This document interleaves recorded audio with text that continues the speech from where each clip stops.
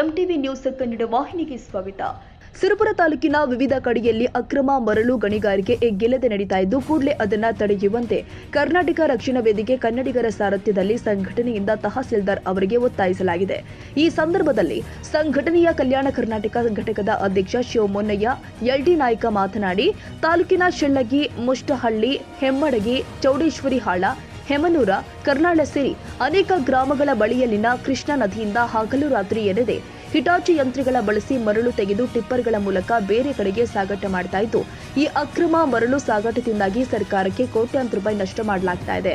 ಅಲ್ಲದೆ ನದಿಯಲ್ಲಿ ಹಿಟಾಚಿ ಯಂತ್ರ ಮತ್ತು ಟಿಪ್ಪರ್ಗಳನ್ನು ಇಳಿಸೋದ್ರಿಂದ ಇಂದಿರದ ತ್ಯಾಜ್ಯ ನೀರಲ್ಲಿ ಮಿಶ್ರಣಗೊಂಡು ಬೇಸಿಗೆ ಸಂದರ್ಭದಲ್ಲಿ ಜನ ಹಾಗೂ ಜಾನುವಾರುಗಳು ಇಂತಹ ನೀರನ್ನೇ ಕುಡಿದು ರೋಗ ರುಜಿನ ಹರಡುತ್ತದೆ.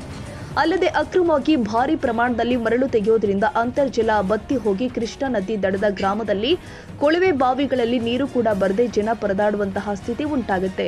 ಹಗಲು ರಾತ್ರಿ ಎನ್ನದೆ ಸಾರ್ವಜನಿಕರಲ್ಲಿ ಅನುಮಾನ ಎಂದು ಭಾರಿ ಪ್ರಮಾಣದಲ್ಲಿ ಅಕ್ರಮ ಮರಳು ಸಾಗಾಟ ನಡೀತಾ ಇದ್ರೂ ಕೂಡ ಅಧಿಕಾರಿಗಳು ಯಾವುದೇ ಕ್ರಮ ಕೈಗೊಳ್ಳದೆ ಇರುವುದು ಉಂಟು ಮಾಡ್ತಾ ಇದೆ.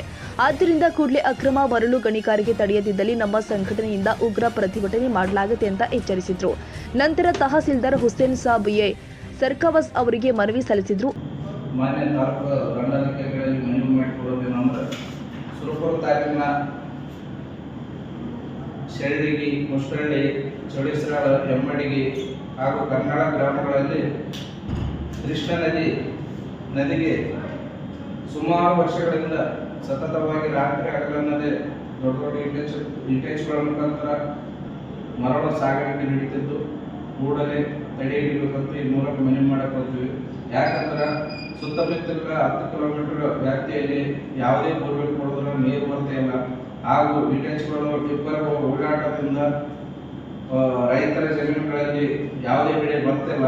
ಮತ್ತು ಈಗ ಏನಾಗಿರ್ತದಂದ್ರೆ ಕುಡಿಯೋ ನೀರಿನ ಸಮಯಕ್ಕ ಈಗ ಡೀಸೆಲ್ ಅವು ಹೋಗೋ ಸಲುವಾಗಿ ಜನರಿಗೆ ಕುಡಿಯೋ ನೀರಿಗೆ ತೊಂದರೆ ಆಗ್ತಿದೆ.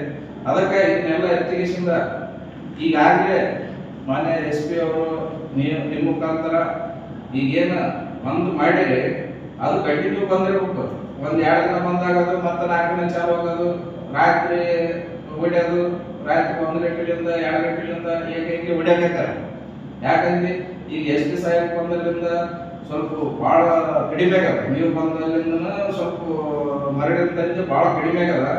ಅದೇ ರೀತಿ ಶಾಶ್ವತವಾಗಿ ಇದಕ್ಕೆ ಏನಾರ ಪರಿಹಾರ ಕಂಡುಕೊಳ್ಬೇಕು, ರೈತರು ಒಳ್ಳೇದು ಮಾಡ್ಕೊಂತ ಈ ಮುಖಾಂತರ ತಮಗೆ ಮನವಿ ಮಾಡ್ಕೊಳ್ತೀವಿ. ಏನಾರ ಮಾಡಿ ಅದನ್ನು ನಿಲ್ಲಿಸಿದ್ರೆ ಎಲ್ಲ ಜನರಿಗೆ, ರೈತರಿಗೆ ಚಲೋ ಆಗ್ತದೆ ಈ ಮೂಲಕ ಮನವಿ ಮಾಡ್ಕೊಳ್ತಾ ವಂದಿಸ್ತೇವೆ. ಧನ್ಯವಾದಗಳು ಸರ್. ಈ ಸಂದರ್ಭದಲ್ಲಿ ಸಂಘಟನೆಯ ತಾಲೂಕು ಅಧ್ಯಕ್ಷ ಬಸವರಾಜ್ ಹೊಸಮನಿ, ಕವಡಿಮಟ್ಟಿ ಮುಖಂಡರು ಆದ ರಂಗಪ್ಪ ನಾಯ್ಕ ದೇ, ವನದುರ್ಗ ವೆಂಕಟಪ್ಪ ನಾಯ್ಕ ದೇಸಾಯಿ ಸೇರಿ ಅನೇಕರು ಉಪಸ್ಥಿತರಿದ್ದರು.